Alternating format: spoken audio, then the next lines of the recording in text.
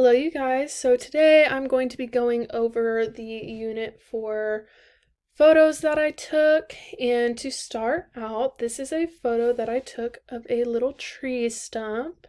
This is the original, and then this is the after.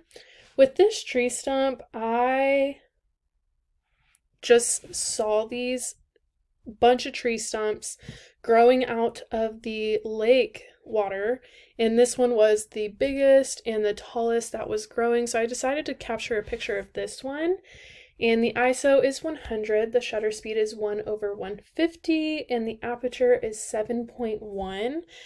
And for the black and white filters, I made the tree stump itself stand out a little bit more against the background and made the background seem darker and to help the tree stump pop. And I really like this photo because you can really see the texture in the tree stump. You can see all the little indentations where it's growing and turning into a tree. And I like it because it is growing out of water, so it's something that we don't see every single day. So there is that one. Again, here's the before. And then here's the next one. This one is my point of view picture that I took. And here is the before, and this is the after. And with this one is, the ISO is 100, the shutter speed is 1/200, and the aperture is 6.3. And this photo was completely unplanned. I had just been walking along this path that you can see in the bottom right hand corner over here, and I saw this tree right here, and it was one of the biggest trees out there. Like, the base of the tree was big and it had really big going out into the sky, and so I decided to just capture a picture of it, and it was something that I was doing and I was just walking along, so I decided to snap a few pictures. This one is the one that I liked the most.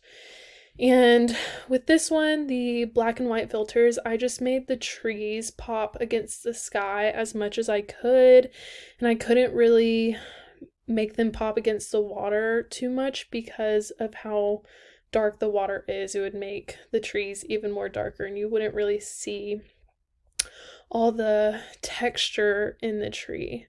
So yeah, there is that one. The next one is a picture of this fountain, and this is my rule of thirds picture. This is the before and this is the after.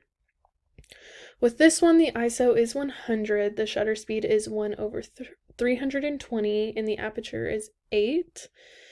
And with this one, I find this picture very calming, even though the water from the fountain is very sporadic and it's not a constant flow. And the reason I didn't capture this photo in a constant flow is because the water is so sporadic. So you wouldn't be able to, or I couldn't catch the photo like you could with a waterfall flow. And so I decided to just take one like this.